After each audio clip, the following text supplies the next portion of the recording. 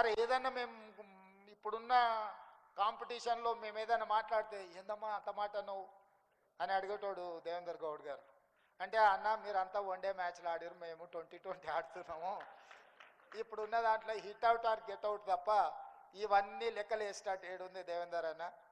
పాతకాలంలో టెస్ట్ మ్యాచ్లాగా ఆడిర్రు జయపాల్ రెడ్డి గారు, పివి నరసింహారావు గారు, మరి చెన్నారెడ్డి గారు. ఆ తర్వాతి తరం మీరు వన్డేలు ఆడినరు అన్న, ఇప్పుడు మేము 2020 ఆడుతున్నాము.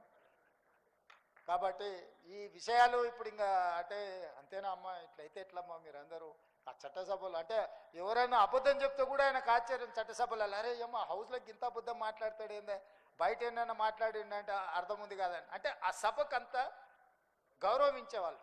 వారి ఉపన్యాసం పాతది మీరు ఎప్పుడైనా వినండి, సెటైర్ ఉంటుంది, సర్కాజం ఉంటుంది, హ్యూమర్ ఉంటుంది, కంటెంట్ ఉంటుంది. కానీ ఈరోజు చట్టసభలలో మాట్లాడేటోళ్ళని చూడండి, ఎన్ని తిట్లు తీటినో, ఎంత సెటాగా తీటినో, ఎంత ఎదురుగున్నోళ్ళని అవమానించే విధంగా, కించపరిచే విధంగా మాట్లాడినో అనే పోటీ జరుగుతుంది. ఇది తెలంగాణ సమాజానికి మంచిది కాదు. మీరు అనుకోవచ్చు అన్న బాగానే చెప్తున్నాను కానీ మరి నీ సంగతి ఏందని. నేను మీ అందరికి చేసే విజ్ఞప్తి ఏంటంటే ఆటనే అట్లున్నది, అట్లా ఆడకపోతే నేను అవుట్ అవ్వాల్సి వస్తుంది. అట్లాంటి ఆట మేము ఇష్టం ఉండి ఆడడం లేదు.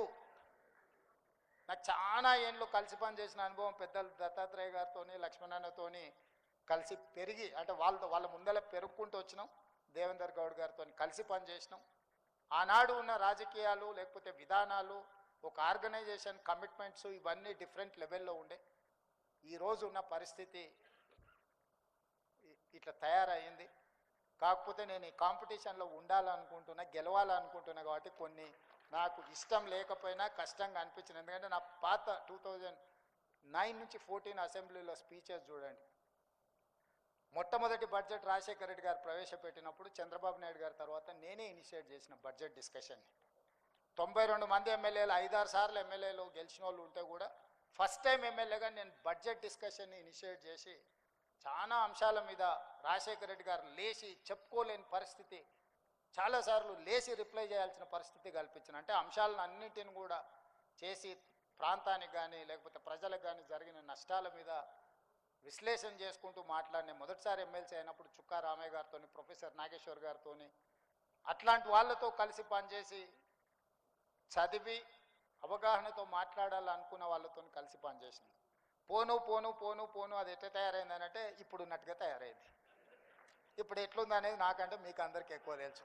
చిన్నపిల్లలు టీవీ ఎందుకు చూస్తారా, మార్చే ఛానల్ మార్చుండ్రు రాజకీయ నాయకులు వస్తానే పరిస్థితి తెలంగాణ రాజకీయాలలో దాపురించింది.